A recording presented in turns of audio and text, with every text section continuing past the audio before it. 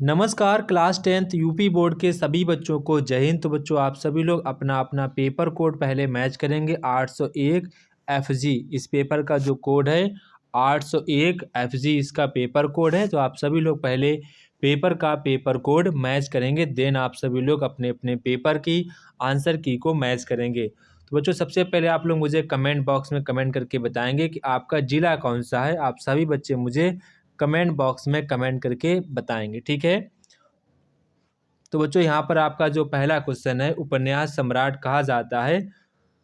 तो बच्चों ये कहा जाता है प्रेमचंद जी को। किसे कहा जाता है? प्रेमचंद जी को कहा जाता है।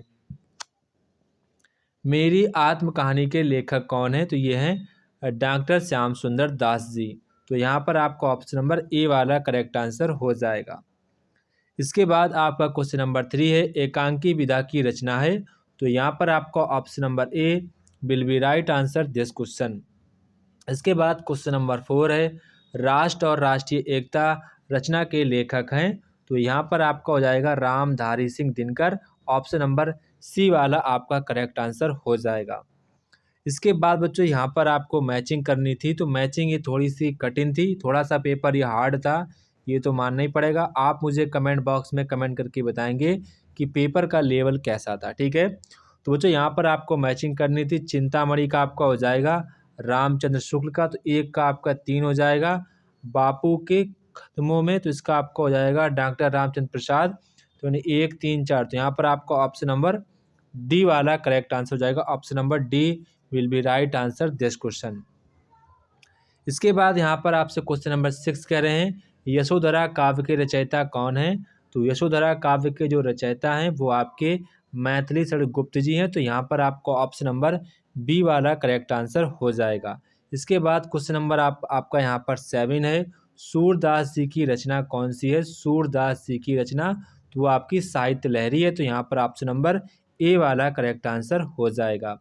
रीतिकाल में दोहा छंद में गागर में सागर की युक्ति को चित्रार्थ करने वाले कवि कौन है? तो गागर में सागर, तो ये आपके हो जाएंगे बिहारी लाल जी। कौन है? बिहारी लाल जी। इसके बाद आपका क्वेश्चन नंबर 9 है, द्विवेदी युगीन कविता की विशेषता क्या है? तो द्विवेदी युगीन जो कविताएं हैं इसकी जो विशेषता है, राष्ट्रीय एकता की भावना का विकास करना। तो यहाँ पर आपका ऑप्शन नंबर बी वाला करेक्ट आंसर हो जाएगा, ठीक है। इसके बाद आपका क्वेश्चन नंबर 10 है। तो क्वेश्चन नंबर 10 यहाँ पर कह रहा है कि नई कविता के प्रारंभ का समय कितना माना जाता है? तो वो आपका 1951 से नई कविता का शुभारंभ माना जाता है। तो यहाँ पर आपका ऑप्शन नंबर डी वाला करेक्ट आंसर हो जाएगा। तो बच्चों यहाँ पर देखी सुदामा की दीन दशा, तो यहाँ पर कहीं ना कहीं तुमको लग रहा है कि रोने की बातें चल रही हैं, तो इसे यहाँ पर आपको बड़े ध्यान से देखना होगा। तो यहाँ पर आपका ऑप्शन नंबर बी वाला करेक्ट आंसर हो जाएगा। Option number B will be right answer this question. Option number B यहाँ पर आपका करेक्ट आंसर हो जाएगा। इसके बाद यहाँ पर आपका क्वेश्चन नंबर 12 है, तन वचन मोर पनु साचा रघुपति पद सरोचित चितुराचा। तो इसमें आपको अलंकार बताना था। तो इसमें आपका जो अलंकार है वो आपका रूपक अलंकार है। तो यहाँ पर आपका ऑप्शन नंबर डी वाला करेक्ट आंसर हो जाएगा। इसके बाद क्वेश्चन नंबर 13 आपका है, अर्ध सममात्रिक छंद यहाँ पर आपका जो कौन है वो यहाँ पर आपका सोरठा है। यहाँ पर आपका ऑप्शन नंबर बी वाला करेक्ट आंसर हो जाएगा। Option number B will be right answer this question. इसके बाद आपका क्वेश्चन नंबर नेक्स्ट है, उपग्रह में उपयुक्त उपसर्ग कौन सा है? तो आपका उप हो जाएगा। तो यहाँ पर आपका ऑप्शन नंबर सी वाला करेक्ट आंसर हो जाएगा। इसके बाद क्वेश्चन नंबर 15 है, निम्न में से किस पद में बहुव्रीहि समास है? वो आपका चंद्रशेखर है। ऑप्शन नंबर यहाँ पर आपका डी वाला करेक्ट आंसर हो जाएगा। आकाश का पर्यायवाची शब्द क्या है? तो आपका गगन हो जाएगा। यहाँ पर आपका ऑप्शन नंबर ए वाला करेक्ट आंसर हो जाएगा। इसके बाद आपका क्वेश्चन नंबर 17 है, युष्मत शब्द में प्रथम विभक्ति बहुवचन रूप बताना है।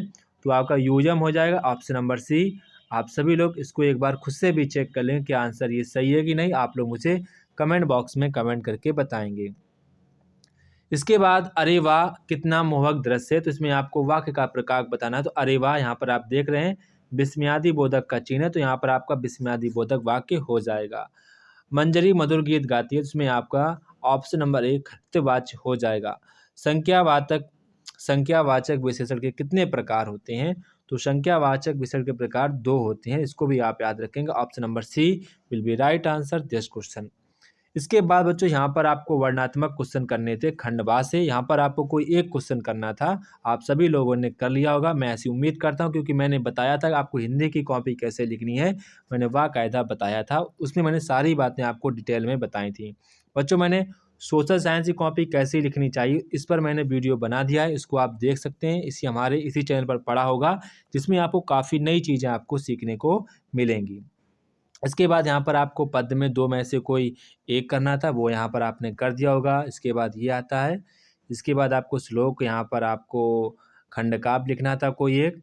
इसके बाद आपको जीवन परिचय, बच्चों आप जीवन परिचय बताएँगे आपने कितने पेज में जीवन परिचय लिखा लिखा था। मैंने तो बताया था जीवन परिचय आपको इतने पेज में लिखना है, तो कई सारे बच्चों ने लिखा भी है, मुझे काफ़ी अच्छा लगा।